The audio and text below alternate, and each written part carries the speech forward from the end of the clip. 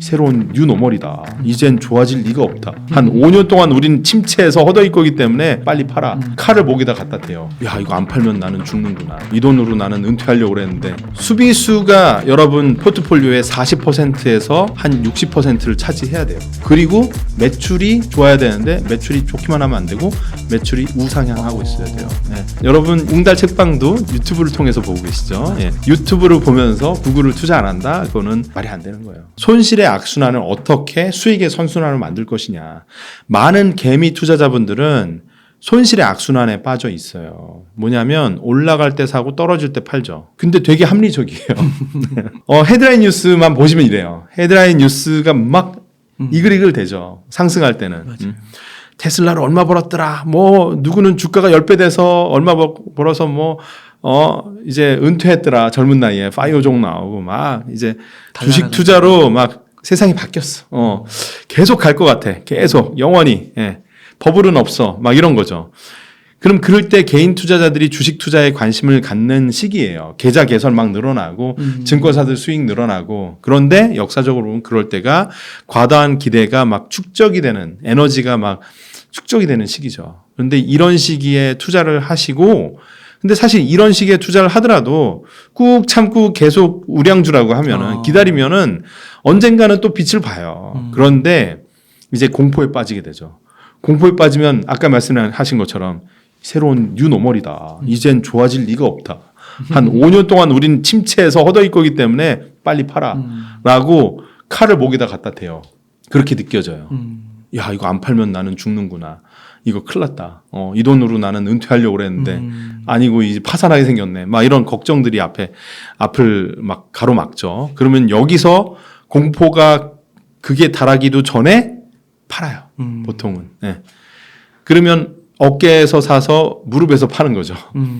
그러면서 좀 지나가면 이 기간이 사실 버블이 터지고 공포가 바닥을 찍는 기간이 24개월을 잘 넘지가 않아요. 근데 대부분 24개월은 투자자들 입장에서 엄청 긴 기간이죠. 그렇구나. 24개월. 네, 엄청 긴 기간이죠. 생각해 보시면 투자했는데 막 30% 40% 손실이 나 있는데 한 3개월만 버텨도 힘들지 않아요? 맞아요. 힘들죠. 그죠? 근데 한 10년, 20년 이거를 긴 호흡에서 보면요. 그 2년이라는 기간이 되게 긴 기간이 아니에요. 네. 그리고 주식이라는 거는 그 회사의 파트너가 되는 것이다. 그 회사의 일부를 나는 소유하는 거다. 부분의 어떻게 보면 소유권이잖아요. 그럼 아마존에 투자했으면 아마존 제프 베조스 한 배에 타는 거예요. 네. 네이버에 투자했으면 네이버 이해진 의장과 한 배에 타는 거고. 그러면 하나의 기업에 내가 투자를 했어요. 그러면 뭐 동네 음식점도 치킨집도 딱 개업을 했는데 운이 안 좋아서 처음부터 좀 장사가 잘 안 돼요. 그러면 그 친구한테 내가 당장 가서 내 돈 내놔 이렇게 할 수는 없잖아요. 적어도 1년은 지켜봐 줘야 되는 거죠. 그죠? 맞아요. 같이 함께 하기로 했다라고 하면 2년 정도 기다리면은 무조건 버티기만 하면은 거기보단 좋아져요. 네. 그 회사가 망할 회사가 아니라면. 네. 그래서 결국 이거 이제 결국은 긍정론자들이 주식시장에서 돈 번다는 얘기가 이거예요. 과도한 공포 속에서도 긍정할 수 있는 그 마인드. 근데 그거는 근거가 있어야 되죠. 예. 이 혁신이라는 거는 뒤로 안 간다. 내가 투자한 회사, 이 기업은 바람이 부나 태풍이 오나 비바람이 몰아치나 혁신을 가지고 비즈니스를 만들어나는 회사야.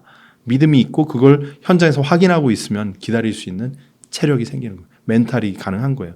그래서 여기 적어놨죠. 세계 경제, 특히 미국 경제 지속 우상향. 저는 작년 하반기부터 중국에 대해서는 안 좋게 얘기하고 있어요. 중국 통이라고 또 저한테 너 때문에 중국 사는데 나 책임져라 이러는데 작년 하반기부터 중국은 혁신이 뒤로 가고 있다. 시진핑 3기 다가오면서 이게 지금 문제가 심각하다. 한국이 훨씬 낫다. 이런 얘기를 드렸고 일단은 미국 경제는 혁신이 있기 때문에 계속 우상향합니다. 한국도 좋게 봐요. 저는. 근데 지금 환이 안 좋죠. 중국 의존도가 높기 때문에 그런 거고 기본은 인류는 지속 진보한다는 거예요.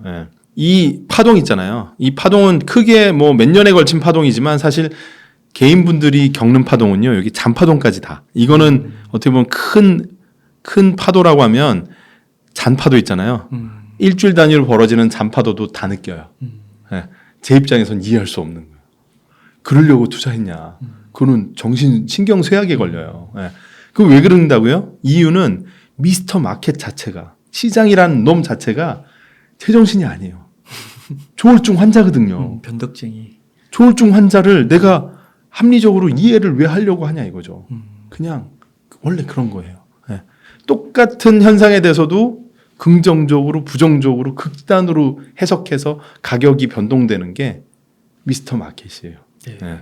그래서 그걸 미시적으로 바라보고 숲이 아니라 나무를 계속 보고 있으면 영원한 복잡계로 보이지만 멀리서 1년, 2년의 어떤 긴 시간, 한 10년의 긴 시간에서 보면은 되게 심플하다. 네, 이렇게 볼 수 있습니다. 그래서 이게 사실 파란색은 이게 악순환이에요. 높게 사서 낮게 팔고 또 다시 올라갈 때 과거의 자신의 잘못된 패턴을 기억하지 않고 또 여전히 과도한 기대 속에서 다시 사요. 네. 그랬다가 또 손실 나면은 한 2번, 3번 반복하면 난 안 되는구나 하고 주식 계좌를 아예 그냥 없애버리죠. 주식은 나랑 안 맞는다. 저축해야겠다. 이렇게 하시는데 사실 그렇게 주식시장을 떠나는 순간 복리의 마법에서 스스로 해제되는 겁니다. 네. 복리의 마법을 누리려면 10년, 20년 계속해야 돼요. 워렌 버핏이 99%의 자신의 수익, 자신의 부를 60대 이후에 창출했어요. 그게 뭐냐면 워렌 버핏은 꾸준한 20%대 수익을 내서 돈을 많이 번 것도 있지만 가장 더 중요했던 건 장수하기 때문에 오래 살면서 자신의 원칙을 그대로 유지하고 꾸준하게 수익을 내기 때문에 가능한 건데 얘기는 뭐냐면 오랜 기간을 안 하면 절대로 복리는 여러분들한테 선물을 주지 않는다는 거예요. 네. 그럼 여기 지금 전기랑 인공지능이랑 써 있는 거는 네. 좀 저런 섹터의 기업들이 아닙니다. 그러니까 혁신은 뒤로 가지 않는다는 얘기예요. 네, 네. 전기가 있을 때가 좋아요, 없을 때가 좋아요. 있을 때가 좋은 거죠. 네. 그래서 전기가 발명된 이후로 쭉 쓰잖아요. 그죠? 인공지능도 마찬가지라는 거예요. 인공지능도 지금은 전기처럼 앞으로 없으면 안 되는 존재가 되는 거예요. 어느 영역이든 제약이든 뭐 자동차든 어느 영역이든 인공지능은 마치 우리가 지난 한 100년 동안 전기의 보급의 수혜를 누린 것 같은 거를 인공지능이 보급되면서 우리는 엄청난 혁신의 수혜를 얻는다. 네. 그러면 여전히 많은 혁신 기업들이 숨어 있다라는 거예요. 자, 그리고 또 중요한 거 말씀드리면 많은 분들이 이래요. 나는 진짜 내가 혁신을 리딩하는 기업에 투자를 했는데 왜 내 수익률은 손실 70%냐 이런 얘기를 해요. 들여다보면 정말 위험한 종목에 몰빵을 쳐놔요. 그러면 제가 드릴 말씀이 없죠. 그래서 종목 성정보다 훨씬 중요한 게 뭐냐면 여러분 멘탈을 지켜주는 거는 포메이션입니다. 거꾸로 보면 뭐냐면 펩 과르디올라 뭐 진짜 레전더리 진짜 최고의 세계 최고의 막 명장이 와서 축구팀을 짜더라도 골키퍼 11명 있으면 어떻게 되겠어요? 게임이 안 되잖아요. 그렇죠. 그리고 최전방 공격수 11명으로 돼 있으면은 누가 골대는 지킵니까? 맞아요. 안 되는 거예요. 네. 아무리 뛰어난 호날두를 데리고 와도 호날두 같은 공격수만 11명 전방 배치해 놓으면 계속 골을 먹게 돼 있어요. 지금 중요한 게 그래서 종목 성정보다 중요한 건 포메이션이다라는 얘기예요. 갑자기 이 축구가 나와서 그러는데 설명을 드릴게요. 수비수가 여러분 포트폴리오의 40%에서 한 60%를 차지해야 돼요. 네. 한 50대 이상이다 그러면 수비수를 60% 이상으로 채워놔야 안전합니다. 아무리 20대다 하더라도 수비수를 30% 미만으로 떨어뜨리는 건 안 돼요. 버틸 수가 없어요. 네. 그래서 축구도 기본은 3, 5, 2 이런 거잖아요. 축구 수비수 3 미만으로 되는 건 없어요. 그러네요. 똑같아요. 네. 내가 은퇴 자금이다. 그러면 수비수 5명 딱 세워놓고 수비수라 하면 뭐냐? 압도적인 1등입니다. 네. 세계적으로 어떤 한 국가에서 이미 1등. 네. 이미 압도적인 그냥 1등 하면 안 돼요. 압도적인 1등. 그리고 매출이 좋아야 되는데 매출이 좋기만 하면 안 되고 매출이 우상향하고 있어야 돼요. 네. 근데 그게 한 50% 이런 건 아니고 한 20-30% 성장만 해도 충분해요. 왜냐하면 이 회사는 압도적인 1등이고 그러니까 막 2배 성장하기는 어려운데 근데 수익성도 좋겠죠. 그래서 높은 수익성. 수익성이 좋으면 어떻게 되냐면 성장성은 한 30%인데 수익성이 좋으면은 PER이라고 그러죠. 퍼가 한 보통 30배를 잘 넘어가진 않아요. 이런 기업들. 그래서 평균적으로 구글, 뭐 아마존, 뭐 이런 기업들의 PER은 한 20배에서 뭐 적고 많고 이렇게 됩니다. 한 구글이 한 25배 정도 돼요, 평균이. 지금 아마 그보다 낮을 거예요. 네. 그래서 이런 수비수들은 보세요. 구글, 애플, 아마존, 마이크로소프트, 네이버 우리가 걱정할 존재가 아니죠. 우리보다 나아요. 저희가 구글 걱정하는 거 마치 이제 연예인 걱정하는 거 똑같아요. 연예인 걱정하는 거 참 할 필요 없는 거죠. 예, 알아서 잘 살아요. 구글 알아서 잘 살아갑니다. 우리가 아쉬울 것 같으면 투자하면 돼요. 여러분 이것도 지금 웅달 책방도 지금 유튜브를 통해서 보고 계시죠. 예, 유튜브를 보면서 구글을 투자 안 한다? 그거는 말이 안 되는 거예요. 그래서 돈이 되는 투자 제 채널에서 첫 번째 영상이 사실 중국 기업이 아니라 구글이었어요. 왜냐하면 이유는 뭐냐면 이 영상을 보는 것도 구글 유튜브를 통해서 본다. 구글 계속 보고 있으면서 유튜브 좋은 일 하면서 왜 구글의 주식을 투자를 안 하지? 이런 생각하는 거예요. 구글은 지금 침체기에서도 전 고점 대비 30%도 안 빠졌어요.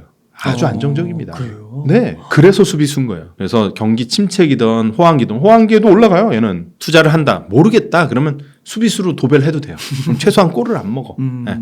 그러면 나중에 공격수나 미드필더를 나중에 양성을 해도 돼요. 일단 골을 안 먹으니까 플레이는 할 수 있어요. 그렇잖아요. 네. 야 전원 수비 하면 일단은 망하진 않아요.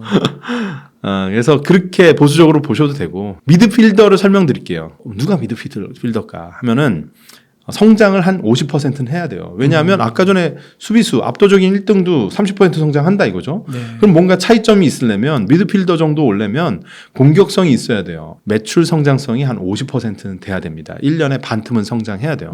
그런데 이렇게 높은 성장을 하다 보면은 수익성이 좀 낮겠죠. 왜냐하면 성장하기 위해서 마케팅, 투자. 판관비 이런 투자 많이 하니까. 그런데 손실이 마구마구 나면요 공격수예요. 근데 BEP라고 그러죠. 손익분기점을 간신히 맞췄다. 그럼 아니면 손익분기점을 살짝 넘어가는데 여전히 수익성이 아주 높진 않아서 PER 주가 수익 배율이 한 40배, 50배 이상이 된다라고 하면 이제 미드필더에 되는 거예요. 그래서 대표적인 기업이 테슬라와 엔비디아가 되죠. 자기 분야에서 1등이에요. 좋아요. 아주 좋은 회사예요. 동시에 이제 높은 성장성이 있어요. 하지만 PER이 상당히 높습니다. 그 얘기는 뭐냐면 기업 가치 대비 이익이 그렇게 크진 않다라는 거고 그 얘기는 뭐냐면 이 산업의 기대감과 성장성에 대한 기대감이 아주 높다라는 거예요. 그래서 엔비디아도 뭐 인공지능, 자율주행, 뭐 암호화폐, 메타버스 할 것 없이 다양한 성장성을 내포하고 있는 하나의 기업이죠. 테슬라도 마찬가지예요. 기가팩토리, 로봇 산업, 자율주행, 뭐 그리고 전기차 뭐 그리고 태양 전지 뭐 등등 여러 가지 어떤 성장성을 갖고 있잖아요. 그런데 이익은 그렇게 많지 않아서 PER이 높기 때문에 그래도 수비수 대비 한 2배 이상은 위험하다. 이렇게 보시면 될 것 같고 그래서 전체 금융 포트폴리오 5% 이상을 한 종목에 담는 거는 금물입니다. 네. 그래서 수비수는 사실 전체 포트폴리오의 절반 이상을 수비수가 해도 상관없어요. 근데 미드필더는 한 종목에 전체 금융 포트폴리오의 5% 이상을 담지 않는 걸 추천을 드리고 전체 미드필더가 433이다 하면 30%를 넘지 않으면 좋아요. 자, 공격수는 뭐냐? 그러면 성장이 이제 2배 이상 되는 거예요. 아주 초고속 성장이죠. 근데 이렇게 2배 성장하려면 보통은 순이익을 낼 겨를이 없어요. 네. 세상에서 제일 좋은 투자는 우리 사업에 투자하는 거야. 이러면서 계속 투자를 거듭하면서 이익은 안 내고 성장만 미친 듯이 합니다. 그럼 이 성장이 진짜 성장인지 돈으로 발라서 만든 성장인지 잘 이해가 안 가는 그런 되게 위험한 거죠. 네. PER로 계산이 안 되겠죠. 왜냐하면 순이익이 없으니까. 그래서 여기서부터 PSR 계산이 들어가야 되는 거죠. PSR. 매출로. 맞아요. 매출. 보통 이런 기업들 PSR이 10배가 넘어갑니다. 매출의 10배 이상의 기업 가치를 여전히 구가하고 있고 지금 침체기 와도 주가가 5분의 1 토막 나도 PSR이 10배 넘는 회사들이 꽤 돼요. 신기해요. 근데 그런 회사는 공격수죠. 이거 절대 헷갈리면 안 됩니다. 미드필더도 아니에요. 공격수예요. 그래서 전체 금융 포트폴리오의 한 3% 이내의 비중으로 가져가는 게 맞다고 봅니다. 이런 기업들일수록 망할 확률이 있거든요. 손실 나잖아요. 이후에 펀딩이 안 되면 망하는 거예요. 현금이 부족하면 그냥 그걸로 부도가 날 수도 있는 거예요. 미드필더만 돼도 테슬라, 엔비디아만 돼도 부도 나겠습니까? 이익이 줄어들 수는 있어도 부도 날 거란 생각을 잘 안 해요. 근데 공격수, 매출 2배씩 늘면서 손실 막 1년에도 막 엄청나게 내는 회사 언젠가는 부도 날 수도 있는 거예요. 돈이 필요하니까요. 자, 최전방 공격수는 더 심해요. 매출이 없을 수도 있어요. 매출이 바이오 회사들 그러죠. 이제 매출이 없어. 바이오 신약 개발 매출 없는 회사는 무조건 최전방 공격수예요. 헷갈리면 안 됩니다. 예, 공격수도 아니에요. 전반 후반 동안 두세 번 보여요. 자주 등장하지도 않아. 근데 한 번 보이면은 대박이죠. 예. 이런 회사들이 PSR이 20배가 넘거나 PSR로도 계산이 안 돼요. 매출도 없으니까. 네. 상승하면 10배, 안 되면 5분의 1 토막 내지는 빵이 될 수 있는 거죠. 예. 되게 도박적인데 이걸 왜 하라고 그러냐. 근데 이런 게 있어요. 뭐 유전자 가위다. 뭐 무인 드론 뭐 모빌리티다. 이러면은 미래잖아요. 예. 본인이 생각할 때 진짜 갈 미래라고 생각하면 유전자 가위다가 난 진짜 갈 것 같아. 바이오 산업이 갈 것 같아. 그러면은 공부만 하는 게 아니라 일부 투자는 해야겠죠. 근데 판단해야 되는 거죠. 그거는 미드필더도 아니고요. 공격수도 아니고 최전방 공격수니까 그냥 금융 포트폴리오에 1%만 살짝 얹어놓고 전체 공격수에서 그러면 최전방 공격수는 공격수 3명이 있다. 30%가 있다. 그 중에서 30 중에서 10만 하는 거예요. 예, 그러면은 10개. 뭐 1%씩 10개 나눠도 되는 거고 진짜 조금씩 몇 개를 나눠서 하는 거예요. 예. 유전자 가위가 될 것 같아. 그러면 한 업체만 하는 게 아니라 그렇잖아요. 가다가 누구는 자빠지고 하다가 하나가 대박이 날 수 있는데 된 놈이 10배가 될 수 있는 거거든요. 그러니까 그 산업에서도 한 3개, 4개 업체에다가 분산을 하게 되면 좀 그래도 낮아지는 거죠. 예. 그럼에도 그 비중이 절대로 전체에서 봤을 때 10%를 넘으면 안 되는 거예요. 예, 최전방이. 예. 그래서 항상 수비수, 미드필더, 공격수, 최전방 공격수 이렇게 나눠서 생각해 보시고 예, 이게 내가 축구 감독이라고 했을 때 안정적인 포메이션이냐. 이건 매도 타이밍이 자동으로 와요. 최전방 공격수가 10배가 됐어요. 예를 들어서. 그럼 갑자기 비중이 깨지잖아요. 네. 비중을 맞추려면 어떻게 해야 되는 거예요? 팔아야 되는 팔아야 되죠. 어. 비중 조절하려고. 그럼 팔아서 그럼 비중 어디다 맞추겠어요? 미드필더나 수비수에다 맞추거나 차세대 공격수한테 맞추거나 이렇게 그렇죠. 하겠죠. 네. 자연스럽게 포트폴리오가 리밸런싱이 되고 꼭 희한하게 그렇게 팔면요. 그때가 꼭지예요. 그때 나는 비중 조절하고 팔면 옆에 있는 대리 과장님들이 열심히 사고 있어요. 그렇게 돼요. 네. 왜냐하면 내 최전방 공격수가 5배, 10배 됐다는 얘기는 그때가 아까 말씀드렸던 요 타이밍이죠. 과도한 기대. 이때일 가능성이 높아요. 올라타는 거죠. 네. 예. 근데 그게 결국 어디서 오냐. 해당 종목을 보면 너무 좋으니까 불타기 하고 싶죠. 묻고 떠블르가 하고 싶어요. 근데 그렇게 안 하게 되는 나의 투기적인 클릭질을 막아주는 그런 원칙이 바로 축구 포메이션, 분산, 포트폴리오 전략이라고 말씀드리겠습니다. 제가 만든 거예요. 네. 이걸 보니까 진짜 계좌에 왜 계좌가 이렇게 많이 흔들리는지 그리고 투자가 얼마나 이 표준에 비춰왔을 때 잘못되어 있는지를 대번이 알 수 있겠네요. 네. 433이 아니라 아마 226 이렇게 공격수에 많이 가 있을 수 있고요. 맞아요.